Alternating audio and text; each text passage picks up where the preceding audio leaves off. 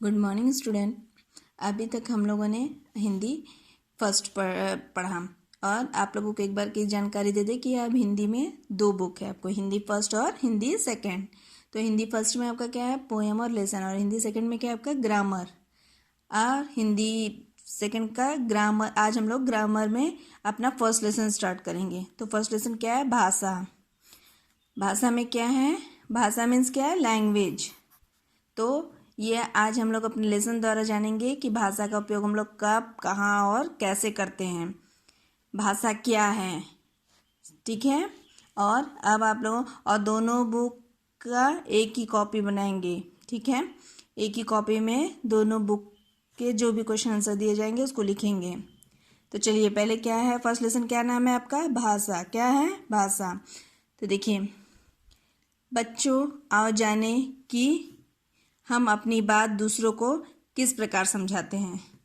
तो किस प्रकार से हम लोग अपनी बात समझाते हैं, एक संकेत द्वारा। संकेत द्वारा मतलब क्या, इशारे द्वारा। जैसे कोई चीज़ कहीं रखी गई है, अगर वो आपकी तरफ देख रहा है तो हम उसको इशारा हाथ से कर देते हैं कि ये चीज़ वहाँ रखी है, आप ले लीजिए। दूसरा क्या है, बोलकर। मतलब अगर हमको भाषा आती है, जैसे आप लोग बात करते हैं एक दूसरे से, हम आपसे बात कर रहे हैं, तो ये अगर हम लोगों को एक दूसरे की भाषा आती है, अपनी समझ में आती है, तो हम लोग क्या करते हैं, बोल के समझाते हैं। टीचर क्या करते हैं, आपको बोल के, और तीसरा क्या है, लिख कर।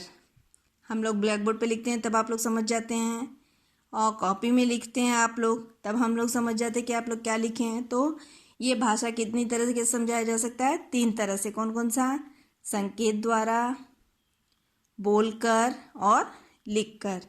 समझ में आया। बोलकर मतलब आपस में जो बात हम लोग कर रहे हैं, तो एक दूसरे को बोलेंगे तभी तो समझ में आएगा कि वो क्या हमसे बोलना चाह रहा है और क्या हम क्या कहना चाह रहा है। तो किससे होगा, बोलकर। और लिखकर मतलब क्या होता है कि जैसे अगर आप लोग दूर हैं, कोई बहुत दूर है, तो पहले तो फ़ोन वोन नहीं चलता था ना, तो पहले सब लोग क्या करते थे, एक दूसरे को लिख के अपना हाल चाल भेजते थे। किस पे भेजते थे, जैसे पत्र भेजते थे, लेटर। तो वो क्या होता है, लिखकर। अब भी ईमेल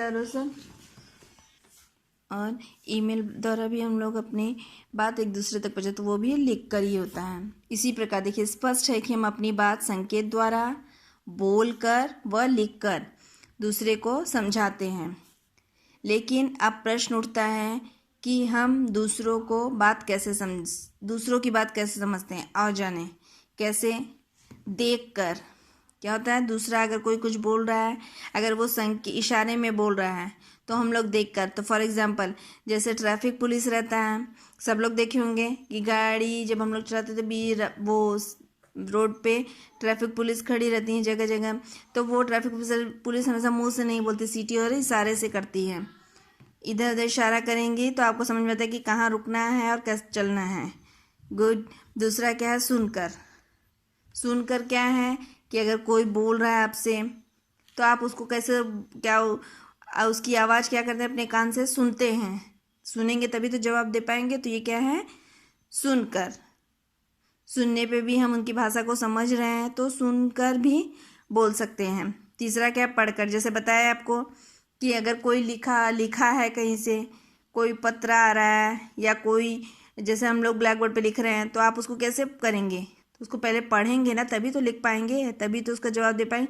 तो उसको पढ़कर।